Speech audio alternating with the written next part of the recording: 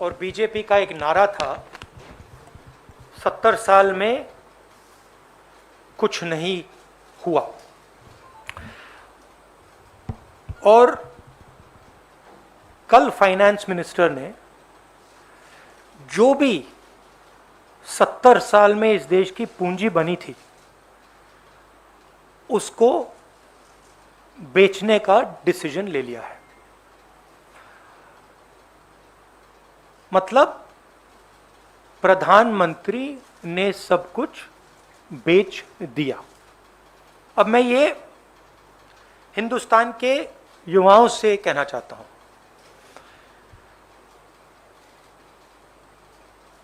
आपके हाथ से रोजगार छीना,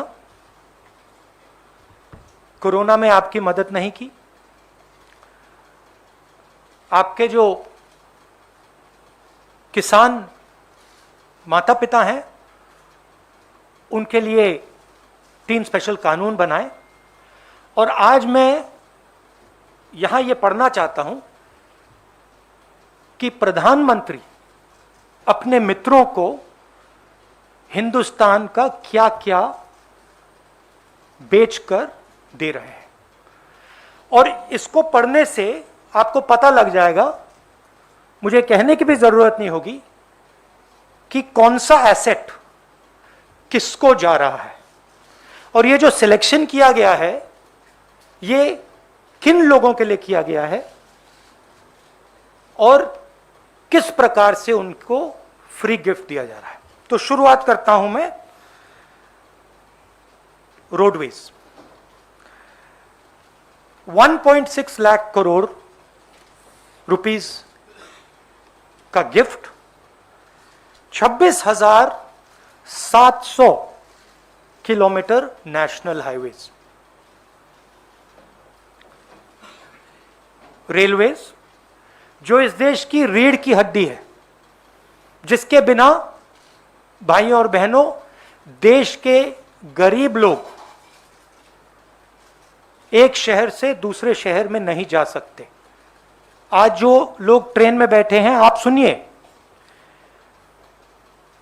1.5 लाख करोड़ रुपए रेलवेज, 400 स्टेशन, 150 ट्रेनें, रेलवे ट्रैक और वुडशेड। और जो हमारे रेलवेज के एम्प्लॉई हैं, आप भी बात समझ लीजिए, जब ये रेलवे से छीनकर किसी प्राइवेट एंटिटी को दिया जाएगा तो आप समझ लीजिए आपके रोजगार का क्या होने वाला है। मुझे समझाने की जरूरत नहीं है। उसके बाद special gift power transmission, 42,300 circuit kilometres of transmission network.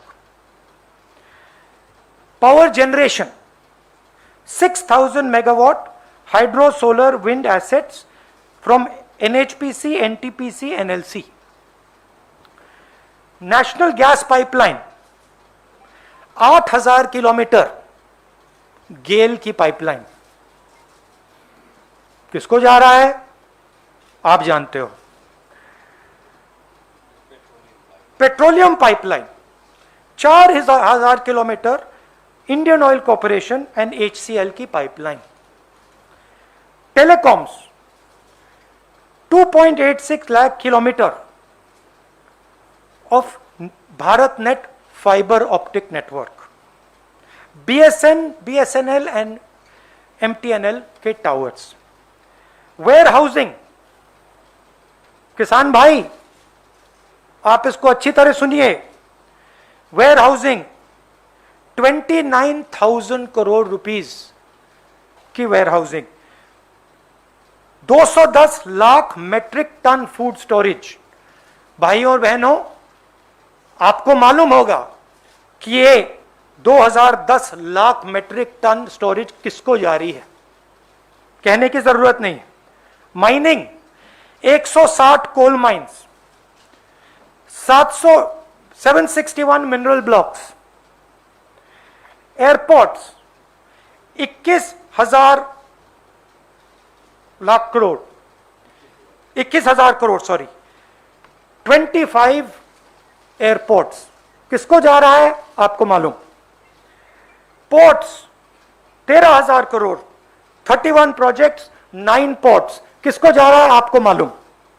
Stadium 11,000 crore, 2 national stadium. अब देखिए ये जो एसेट्स हैं इनको बनाने में 70 साल लगे हैं और इनको बनाने में हिंदुस्तान की जनता ने लाखों करोड़ रुपए अपना पैसा डाला है। ये पूरा का पूरा 3-4 लोगों के हवाले किया जा रहा है।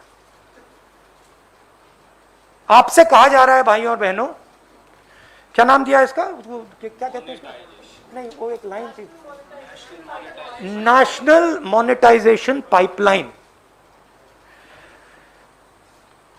ये आपका भविष्य है, ये जो आपका भविष्य है इसको बेचा जा रहा है, इन 3-4 उद्योगपतियों को गिफ्ट दी जा रही है। रियलिटी है।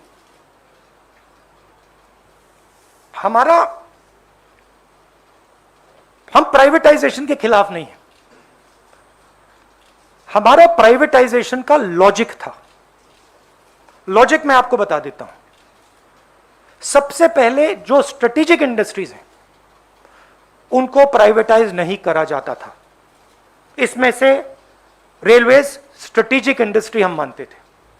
स्ट्रेटेजिक क्योंकि ये हिंदुस्तान की रीढ़ की हड्डी है, स्ट्रेटेजिक क्योंकि ये लाखों करोड़ों लोगों को ट्रांसपोर्ट देती है, स्ट्रेटेजिक क्योंकि इसमें बहुत सारे लोगों को एम्प्लॉयमेंट मिलता है, इसलिए स्ट्रेटेजिक। दूसरी बात, जो इंडस्ट्रीज क्रॉनिकली लॉस मेकिंग होती थी उनको हम प्राइवेटाइज करते थे।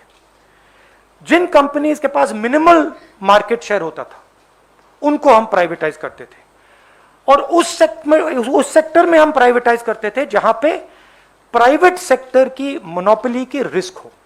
मतलब अगर सरकारी कंपनी मोनोपोली को रोक सके तो हम उसको प्राइवेटाइज नहीं कर सकते। अब यहां पे ये सारे के सारे प्राइवेटाइजेशन मोनोपोली बनाने के लिए करे जा रहे हैं, सारे के सारे। मैंने आपको नाम दिया है, power, telecoms, warehousing, mining, airports, ports, ये सब मोनोपोली बनाने के लिए किया जा रहा है। आप जानते हो पोर्ट्स किसके हाथ में है, एयरपोर्ट किसको मिल रहे हैं। तो हम कहते हैं प्राइवेटाइज कीजिए, मगर देश को नुकसान मत पहुंचाइए। देश को नुकसान कैसे होगा, और जो देश के युवा हैं आप इसको अच्छी तरह सुनिए। जैसे ही ये मोनोपोलीज बनती जाएंगी वैसे ही उतनी ही रेट से आपको रोजगार मिलना बंद हो जाएगा। आप स्कूल्स में हो, कॉलेजेस में हो, इस देश में जो छोटे बिजनेसेस होते हैं, मिडिल साइज बिजनेसेस होते हैं, जो आपको रोजगार देंगे कल, वो सब बंद हो जाएंगे, खत्म हो जाएंगे। 3-4 बिजनेसेस रहेंगे, इनको एम्प्लॉयमेंट देने की कोई जरूरत नहीं रहेगी और आपको रोजगार नहीं मिलेगा। मैंने कोरोना के बारे में बोला था, आप लोगों ने मजाक उड़ाया, ठीक है, मैं फिर से बोल रहा हूं, और हिंदुस्तान का युवा आप अच्छी तरह सुन लीजिए। जैसे ही ये होगा वैसे आपको रोजगार मिलने का चांस खत्म हो जाएगा। ये हिंदुस्तान की पूंजी बेची जा रही है, मगर ये आपके भविष्य पर आक्रमण है। नरेंद्र मोदी जी अपने 2-3 उद्योगपति मित्रों के साथ हिंदुस्तान के युवा पर आक्रमण कर रहे हैं। इसको आप अच्छी तरह समझिए।